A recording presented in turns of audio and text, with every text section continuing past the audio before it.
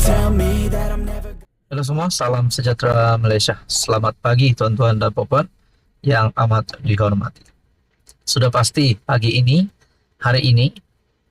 berita gembira dan berita baik untuk seluruh kepimpinan kerajaan perpaduan, khususnya daripada Barisan Nasional. Kenapa mereka gembira? Disebabkan kemenangan terbaru bagi pilihan raya kecil Dun Nenggiri yang baru sahaja dimenangi oleh calon Barisan Nasional, yaitu Awi. Jadi saudara-saudara, ini membuktikan Barisan Nasional sekali lagi akan bangkit. Membuktikan Zahid Hamidi sebagai pengurus CBN telah menumpaskan calon daripada Perikatan Nasional. Saudara-saudara, ada yang kata pas tersungkur teruk.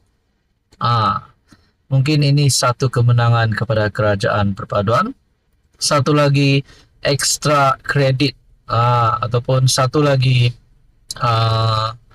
input baru bagi kerajaan perpaduan untuk terus menerajui kerajaan hari ini. Jadi saudara-saudara yang amat dihormati, tuan-tuan dan puan, Datuk Seri Anwar Ibrahim sebagai Perdana Menteri hari ini yang memimpin kerajaan gabungan hari ini daripada PHBN. Sudah pasti ini satu lagi kemenangan baharu Anwar Ibrahim, sekaligus menumpaskan Mahathir, menumpaskan Muhyiddin sebagai musuh politik Anwar Ibrahim.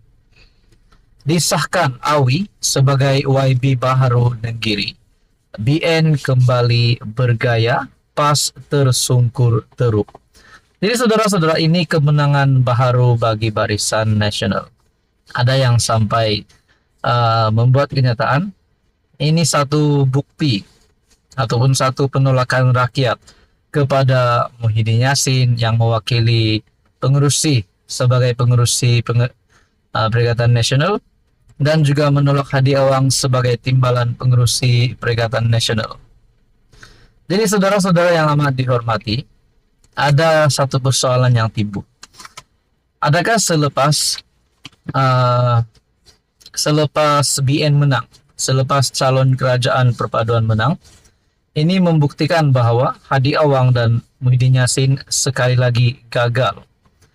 Nah, persoalan yang paling kritikal adalah, adakah di mana-mana salah satu daripada Hadi Awang ataupun Muhyiddin Yassin sudah layak untuk letak jawatan?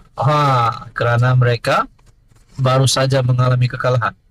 Tapi kalau nak cakap kita mau suruh mereka tak jawatan, macam tidak relevan juga. Namun persoalan yang paling utama adalah, mampukah PN bangkit selepas ini bagi PRK Dun Mahkota yang diadakan, yang terdekat ini. Jadi saudara-saudara, tuan-tuan, ini satu kemenangan terbaru Anwar Ibrahim. Dan ini pasti satu perkara yang mendukacitakan Muhyiddin Yassin. Disahkan PN tersungkur bagi pilihan raya kecil Dun Nenggiri. Calon BN Muhammad Azmawi yang mesra dipanggil Awi sah diangkat sebagai wakil rakyat.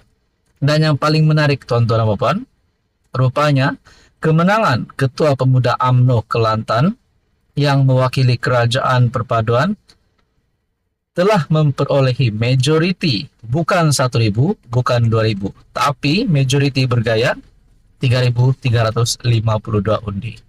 Jadi tuan-tuan dan puan, apa komen Anda berkaitan dengan ini? Halo semua, salam sejahtera Malaysia, tuan-tuan dan puan yang amat dihormati.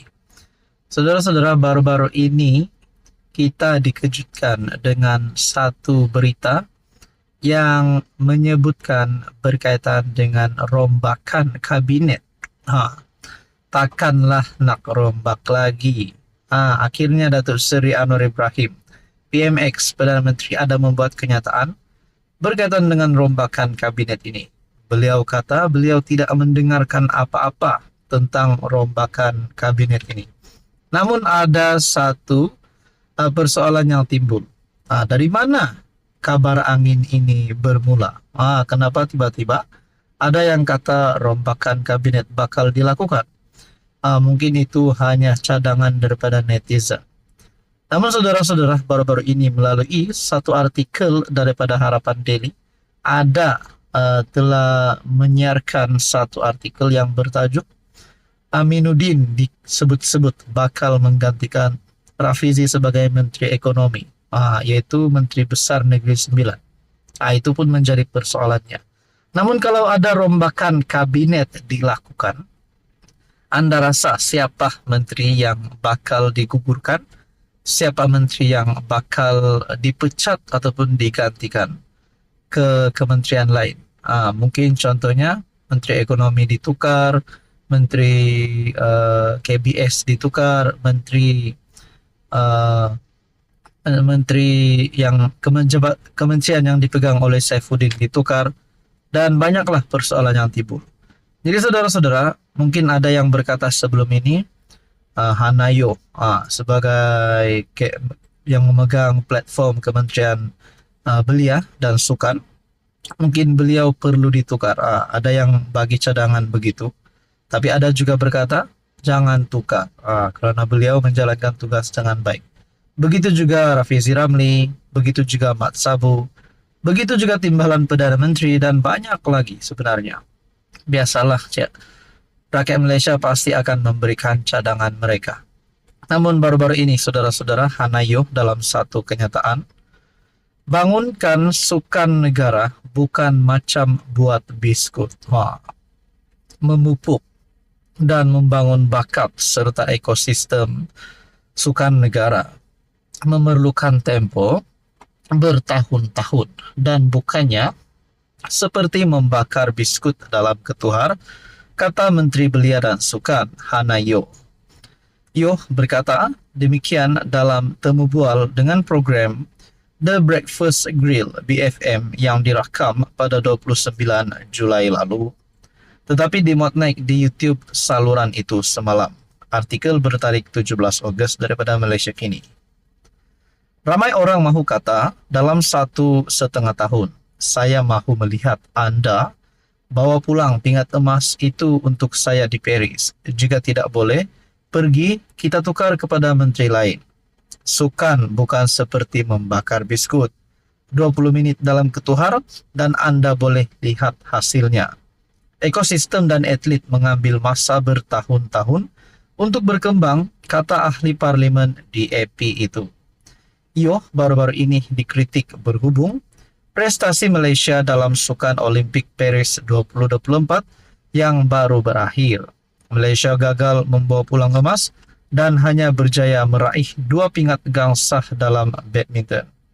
Terdahulu, ditanya mengenai dakwaan bahawa pentadbiran PM lambat melaksanakan ikrar yang dibuat dalam manifesto Madani. Sehubungan itu, menegaskan bahawa tidak ada manifesto Madani kerana PH dan BN bertanding sebagai entiti berbeza sebelum PRU15 dan hanya bersatu untuk kerjasama sebagai kerajaan perpaduan selepas pilihan raya. Jadi saudara-saudara yang amat dihormati, bagi saya belum waktunya untuk memecat ataupun menggantikan Menteri Belia dan Sukan, iaitu Hanayo. Kerana seperti apa yang beliau kata, bahawa perkara ini bukannya mudah. Kita rakyat Malaysia dah bersyukur. Malaysia dah sudah memberikan kita hadiah 2 pingat gangsa. Itu adalah satu, bagi saya sebagai rakyat Malaysia, adalah satu kejayaan yang besar. Itu sudah cukup ataupun itu sudah membuktikan bahawa Malaysia mampu untuk bertanding di persada dunia, persada antarabangsa.